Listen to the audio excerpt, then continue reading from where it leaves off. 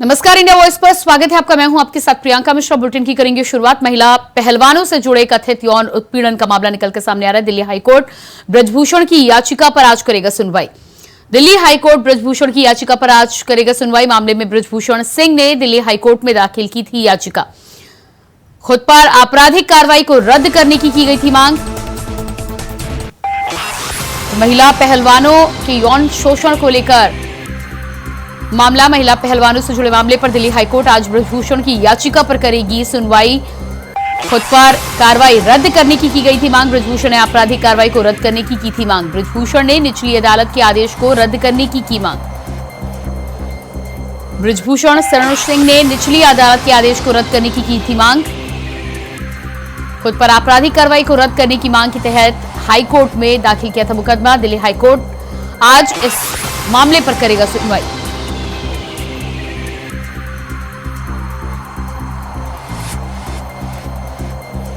आपराधिक कार्रवाई को रद्द करने की मांग।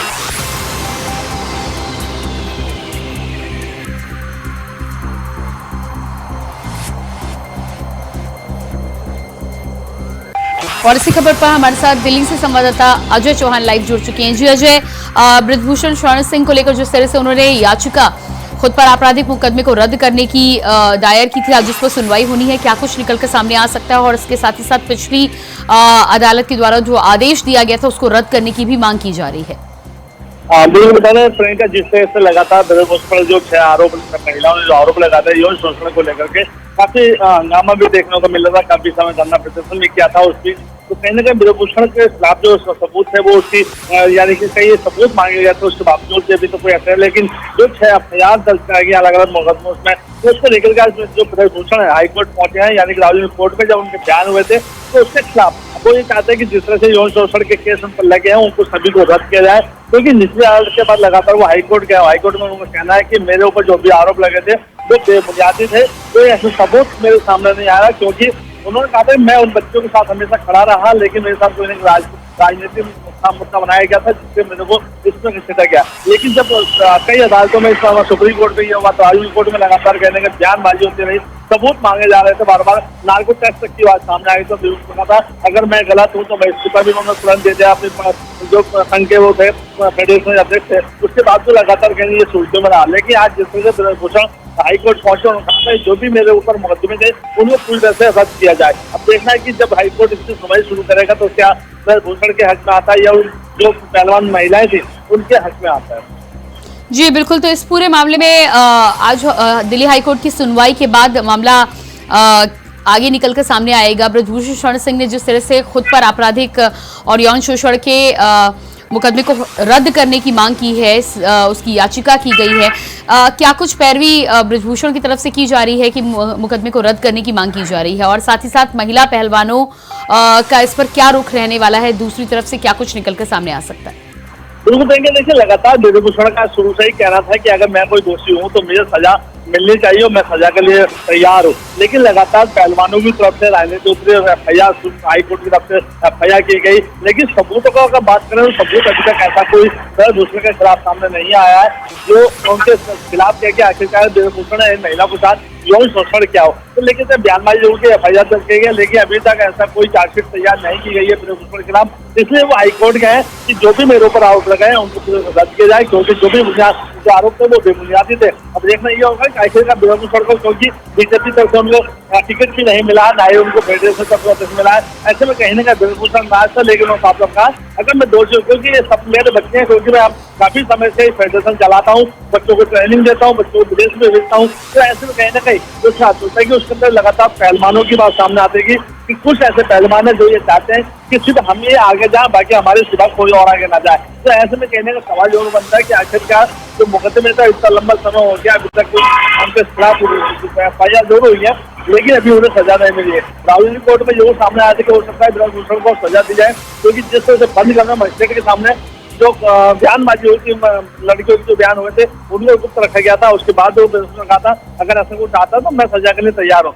लेकिन अब उन्होंने सीधे था, काफी समय हो गया, आज उनकी याचिका डाली थी कि अब मैं जो एफआईआर दर्ज की गई है मेरे ऊपर यौन शोषण को, उसकी पुलिस रद्द किया जाए। लेकिन अब सुप्रीम कोर्ट हाईकोर्ट के अंदर अब सुनवाई होनी है, उसके बाद स्पष्ट हो पाएगा कि आखिरकार ब्रजभूषण के खिलाफ क्या सबूत पेश होते हैं या वेशभूषा वहाँ से निर्दोष होकर निकलते हैं।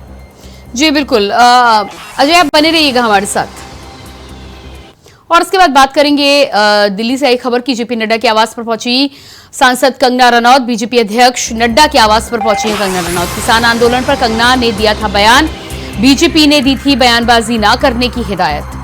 बीजेपी ने दी थी बयानबाजी न करने की हिदायत, तो वहीं पार्टी लाइन से हटकर बयानबाजी न करने की दी गई थी हिदायत। बीजेपी अध्यक्ष जेपी नड्डा के आवास पर पहुंची सांसद कंगना रनौत। हिमाचल की मंडी से सांसद है कंगना रनौत। किसान आंदोलन को लेकर जिस तरह से बयान दिया था, ऐसे में विपक्ष के द्वारा, खासतौर से कांग्रेस के द्वारा इस पर विरोध देखने को मिला था। इसके अलावा पार्टी लाइन से हटकर बयानबाजी न करने की हिदायत पार्टी के द्वारा भी दी गई थी। लेकिन इस मामले में जिस तरह से कंगना रनौत के बयान को लेकर लगातार चर्चा हो रही है, ऐसे में जेपी नड्डा के आवास पर कंगना रनौत मुलाकात करने के लिए पहुंची हैं। देखना ही होगा कि इस मुलाकात के बाद क्या कुछ निकलकर सामने आता है। और इसी खबर पर दिल्ली से हमारे साथ संवाददाता अजय चौहान लगातार बने हुए हैं। जी अजय, कंगना रनौत के विवादित बयान को लेकर इन दिनों हलचल काफी तेज है। विपक्ष इसको लेकर बार बार सरकार पर और साथ ही साथ सांसद कंगना रनौत पर आरोप लगा रही है। देशद्रोह तक की बात यहाँ पर कही गई है। क्या लगता है, जेपी नड्डा की यहाँ पर आज कंगना रनौत मुलाकात करने के लिए पहुंच रही हैं, तो क्या कुछ चर्चा हो सकती है? क्या एक बार फिर से समझाइश और हिदायत दी जा सकती है कंगना रनौत को उनको बयानों को लेकर?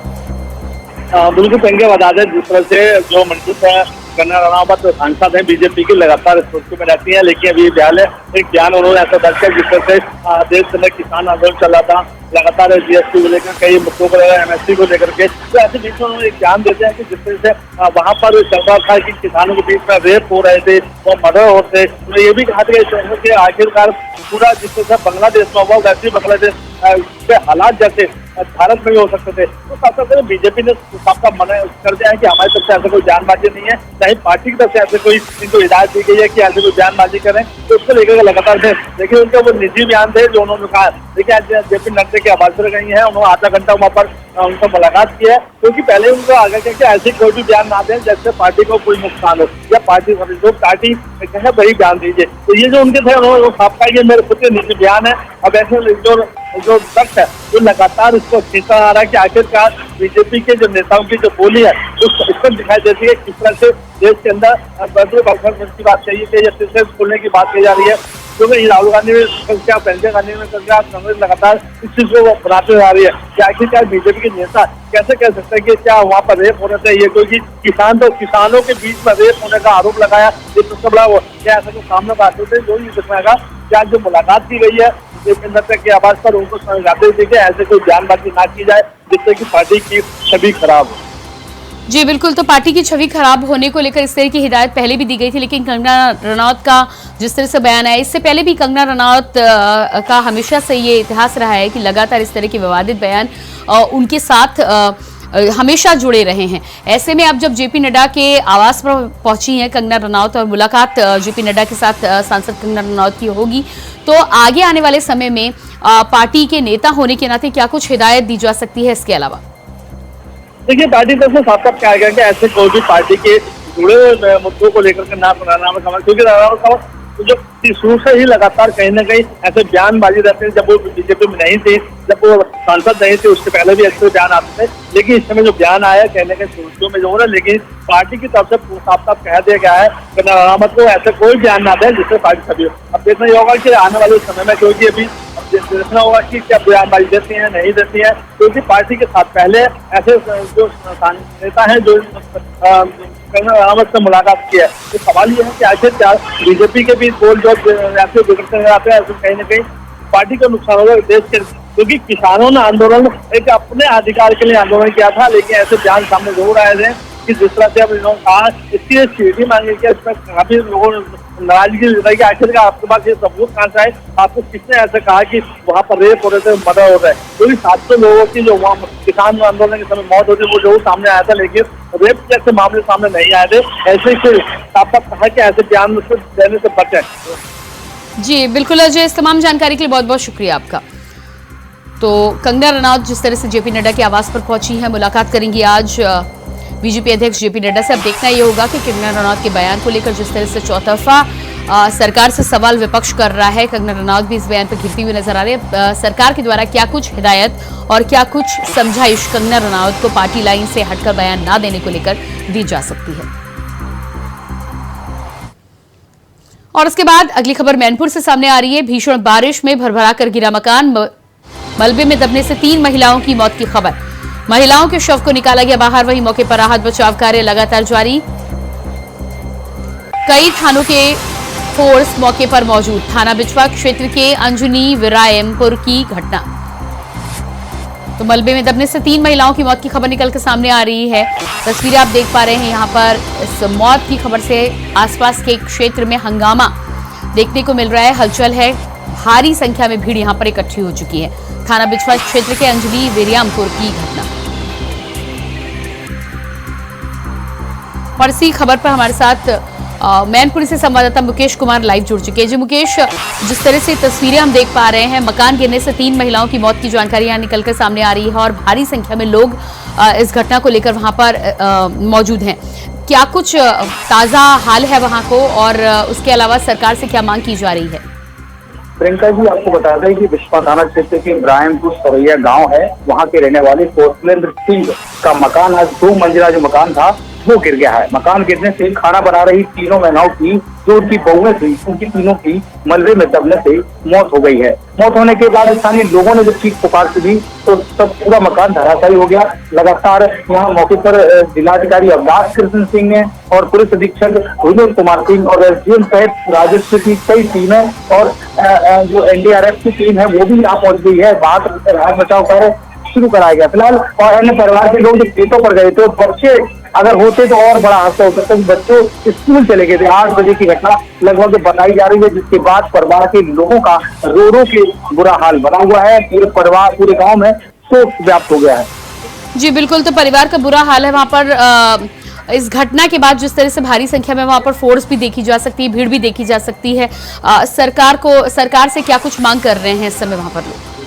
जिलाधिकारी ने अभी बयान दिया है और उन्होंने कहा है कि जो पीड़ित परिवार है, जिनके परिवार में दुख की घटना हुई है, उनको सरकारी जो धनराशि है वो आर्थिक मदद वो दी जाएगी। और जिस तरीके से मकान गिरा है उसकी भी जो पीडब्ल्यूडी की टीम भी आई है, मानक प्रारूप मकान बना था या नहीं बना था, इसकी भी जांच की जा रही है, क्योंकि मकान एकदम से धराशायी हो गया है। जिस तरीके से हम अपने सहयोगी से कहेंगे, पीछे जो इमारत गिर चुकी है उसकी एक तस्वीर दिखाएं। वहाँ देखने से लग रहा है कि मकान अचानक कितनी बड़ी जो इमारत है वो कैसे गिर सकती है। अचानक गिरने से हालांकि जो उनकी गृहस्थी का सामान था वो भी पूरा नष्ट हो गया है। और जो स्थानीय लोग, आसपास के गांव के लोग यहाँ आए हैं और इस घटना का चर्चा का विषय बनेंगे। जी बिल्कुल, तो मकान जिस तरह से अचानक गिरा है, मकान को लेकर क्या कुछ स्थानीय लोगों का कहना है? क्या मकान पहले से जर्जर था या अधिक बारिश की वजह से? क्या मुख्य वजह बताई जा रही है? प्रियंका जी, मुख्य वजह यह है कि कल से 2 दिन से लगातार रुक कर हो रही बारिश, देर रात तक बारिश होने की वजह बताई गई है। लगातार जो मौसम है वो लगातार खुल नहीं रहा था। आज मौसम साफ हुआ है, आज बारिश थोड़ा सा बंद है, नहीं तो 2 दिन से लगातार सुबह से लेकर शाम तक रुक कर बारिश होने की वजह से ये मकान धराशायी हुआ है। जी बिल्कुल मुकेश, इसके अलावा परिवार में और कितने लोग थे 3 महिलाओं के अलावा?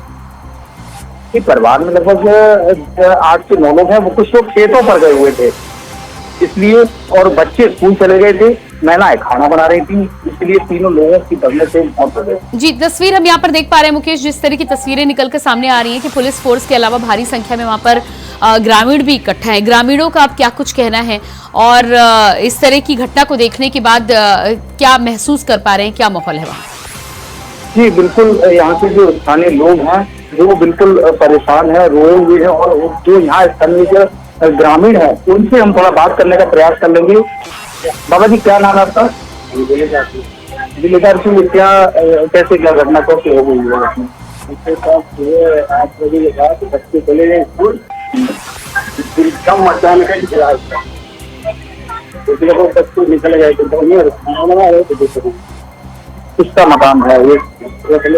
कैसे घटना होने के बाद क्या हुआ? अचानक कैसे आप लोग बचाओ आगे कैसे आता है?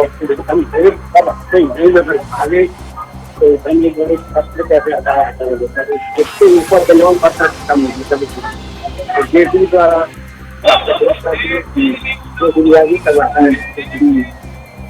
तो क्या लग रहा है कितने लोग और परिवार में कितने लोग हैं इनमें सदस्य वो कहाँ से इनमें तो थोड़ा सा बंदा तेरा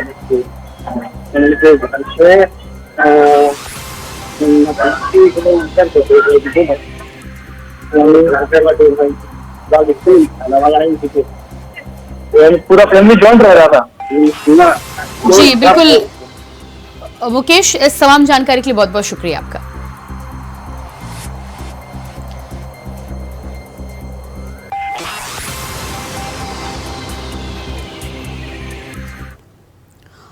सीएम भजनलाल शर्मा जयपुर के सवाई मानसिंह अस्पताल में अपने रूटीन चेकअप के लिए पहुंचे थे। चेकअप के बाद जैसे ही सीएम अस्पताल से बाहर आए तो वहां मौजूद लोगों की भारी भीड़ उनसे मिलने के लिए पहुंच चुकी थी, जिसके बाद सीएम भजनलाल शर्मा ने लोगों से बातचीत भी की। इस दौरान लोगों ने सीएम को अपनी शिकायतें भी बताई।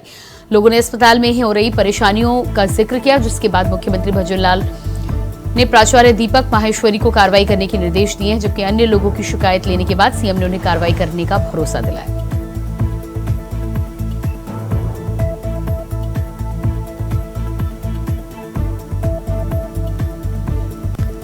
तो जयपुर में सीएम भजनलाल अपने रूटीन चेकअप के लिए अस्पताल पहुंचे थे, लेकिन अस्पताल पहुंचने के साथ ही साथ भारी संख्या में लोग उनसे मुलाकात करने के लिए पहुंचे और शिकायतें भी लेकर आए, जिसके बाद सीएम भजनलाल ने मेडिकल कॉलेज के प्रिंसिपल को उन शिकायतों को दूर करने के निर्देश दिए हैं। साथ ही साथ लोगों को भरोसा दिलाया है कि जल्द ही इन समस्याओं को दूर किया जाएगा। तो सवाई अस्पताल पहुंचे थे सीएम भजनलाल, जहां पर लोगों से मुलाकात की, रूटीन चेकअप करवाया और उसके बाद लोगों की शिकायतों को निस्तारण कराने को लेकर दिशा निर्देश दिए गए।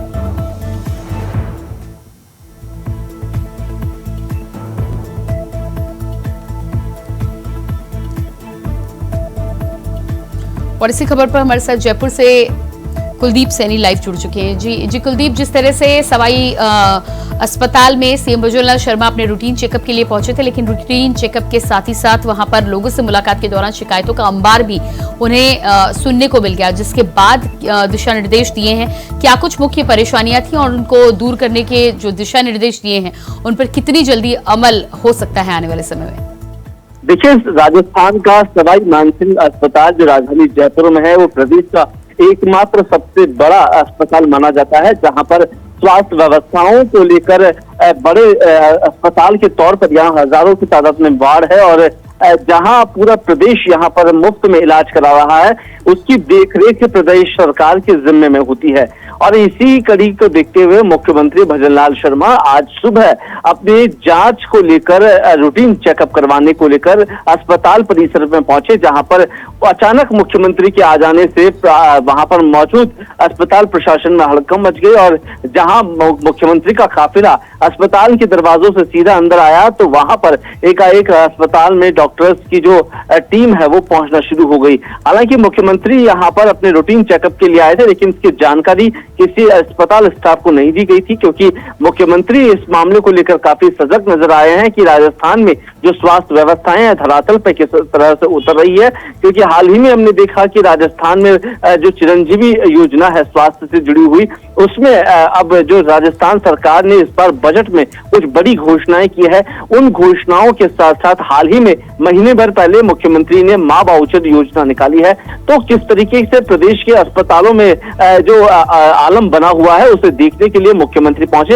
हालांकि अस्पताल में कुछ खास कमियां मुख्यमंत्री को नजर नहीं आई, लेकिन जो अस्पताल में मरीज भर्ती है उनके परिजनों की कुछ शिकायत थी, जहां पर मुख्यमंत्री जैसे अपने रूटीन चेकअप करा के बाहर आए तो वहां पर एकाएक परिजन वहां पर मुख्यमंत्री से बात करने पहुंचे, अपनी शिकायतों को लेकर मुख्यमंत्री को अवगत कराया। इस पर मुख्यमंत्री ने नाराजगी जताते हुए वहां मौजूद अधिकारियों को सख्त कार्रवाई के निर्देश दिए हैं। हालांकि मुख्यमंत्री थोड़ी देर वहां पर रुके, लेकिन मुख्यमंत्री के ये अस्पताल पहुंचने पर हमने देखा कि पहले भी जब बारिश का दौर था तो मुख्यमंत्री अस्पताल में चल रही जो निर्माण कार्य थे और अस्पताल के व्यवस्थाओं को लेकर पहले भी पहुंचे थे, और ये दूसरा दौरा आकस्मिक है जहां पर मुख्यमंत्री ने सवाई मानसिंह अस्पताल का दौरा करके वहां पर अधिकारियों को निर्देशित किया है। जी बिल्कुल, इस तमाम जानकारी के लिए बहुत बहुत शुक्रिया आपका।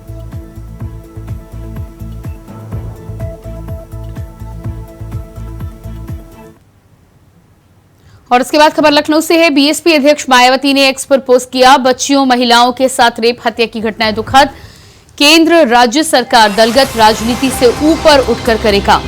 ऐसी घटनाओं पर राजनीति ना की जाए। तो मायावती ने एक्स पर पोस्ट कर बच्चियों महिलाओं के साथ रेप की हत्या की घटना को दुखद करार दिया है। ऐसी घटनाओं पर राजनीति ना की जाए। मायावती की तरफ से राजनीतिक दलों को यह हिदायत दी गई है, बच्चियों महिलाओं के साथ रेप हत्या की घटना दुखद। केंद्र राज्य सरकार दलगत राजनीति से ऊपर उठकर काम करे।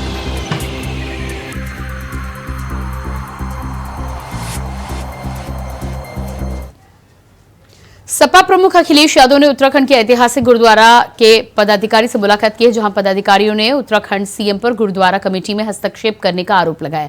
वहीं सिख समुदाय ने अखिलेश यादव से मांग की है कि इस मामले में दखल देकर न्याय दिलाएं, जिसके बाद सपा प्रमुख अखिलेश यादव ने गुरुद्वारा कमेटी का सहयोग करने का आश्वासन दिया।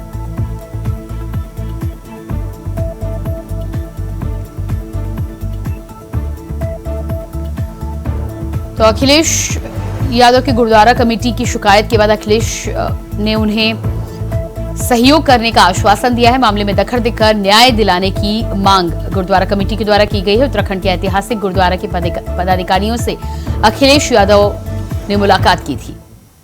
सीएम पर गुरुद्वारा कमेटी के द्वारा हस्तक्षेप करने का लगाया गया आरोप। मामले में दखल देकर न्याय की गई मांग। अखिलेश यादव से मिले गुरुद्वारा कमेटी के पदाधिकारी। तो इस पूरे मामले में जिस तरह से गुरुद्वारा कमेटी के पदाधिकारी अखिलेश यादव के पास न्याय की मांग को लेकर पहुंचे थे, अखिलेश यादव ने न्याय दिलाने की यहां पर बात की है। अब देखना होगा कि आगे आने वाले समय में राजनीति में क्या कुछ निकल के सामने आता है।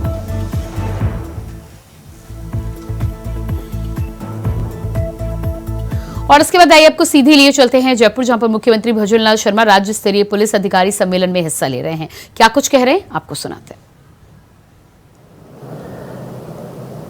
मैं आपको इतना कहना चाहता हूं कि 15 दिसंबर को हमारी सरकार का गठन हुआ था। 16 दिसंबर को हमने 2 घोषणाएं की थी, क्योंकि हमने जनता से भी वायदा किया था।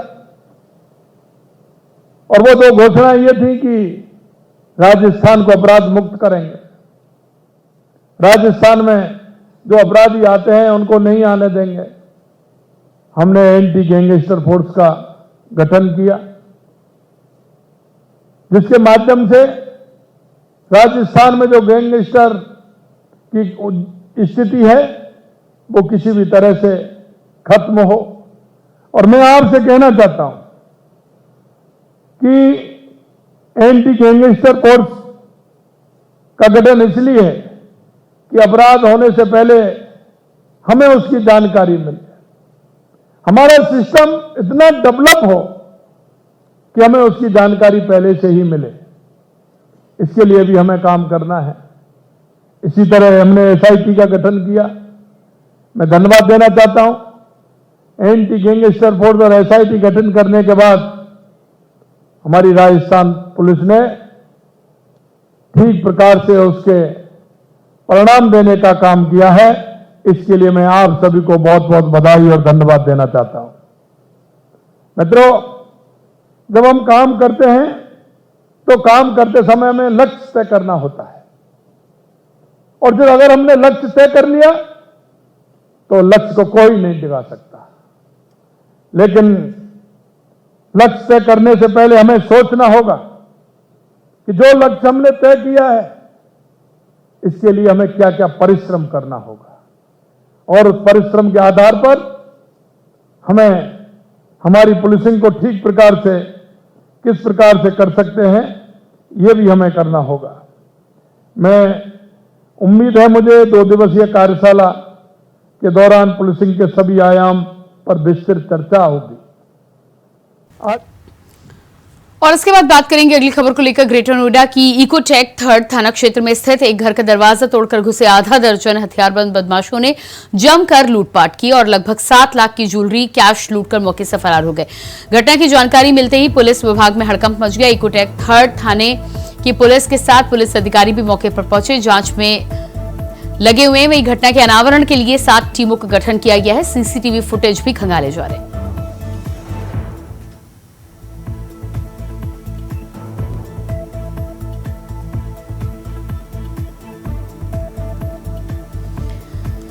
तो ग्रेटर नोएडा से घटना निकलकर सामने आ रही है, जहां पर कैश और लाखों के जेवरात लूटकर हथियार बंद गैंग फरार। पुलिस मामले की जांच में जुटी। बताया जा रहा है कि 6 से 7 लोग हथियारों के साथ जबरन घर में प्रवेश करते हैं और उसके बाद 7 लाख के गहने और अन्य सामान की लूटपाट कर फरार हो जाते हैं। इस पूरे मामले में सीसीटीवी फुटेज और जांच पुलिस के द्वारा की जा रही है।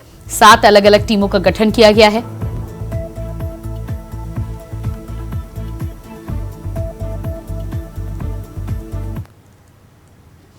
और इसके बाद आपको सीधे लिए चलते हैं कानपुर, जहां पर यूपी सीएम योगी आदित्यनाथ नियुक्ति पत्र वितरण कार्यक्रम के लिए कानपुर पहुंचे हैं। कई परियोजनाओं का लोकार्पण व शिलान्यास भी करेंगे, वहीं युवाओं को नियुक्ति पत्र भी बांटेंगे। क्या कुछ कह रहे हैं आपको सुनाते हैं। माननीय सांसद देवेंद्र सिंह भोले जी, भारतीय जनता पार्टी के क्षेत्रीय अध्यक्ष श्री प्रकाश पाल जी, विधान परिषद सदस्य श्री सलील बिश्नोई जी, मानवेंद्र सिंह जी, अरुण पाठक जी, भारतीय जनता पार्टी के जिला के अध्यक्ष श्री दीपू पांडे जी, शिवराम सिंह जी, दिनेश सिंह कुशवाहा जी, महापौर श्रीमती प्रमिला पांडे जी, जिला पंचायत अध्यक्ष श्रीमती स्वप्निल वरुण जी, माननीय विधायक गण श्रीमती नीलिमा कटियार जी, सुरेंद्र नैथानी जी, महेश त्रिवेदी जी, अभिजीत सिंह सांगा जी, राहुल बच्चा सोनकर जी, श्रीमती सरोज कुरील जी, अविनाश सिंह चौहान जी, मंच पर उपस्थित श्री रघुनंदन भदौरिया जी, सुरेश अवस्थी जी, भारतीय जनता पार्टी और सहयोगी दलों के हमारे सभी पदाधिकारीगण, कानपुर के मेरे सभी युवा साथियों और उपस्थित बहन और भाइयों,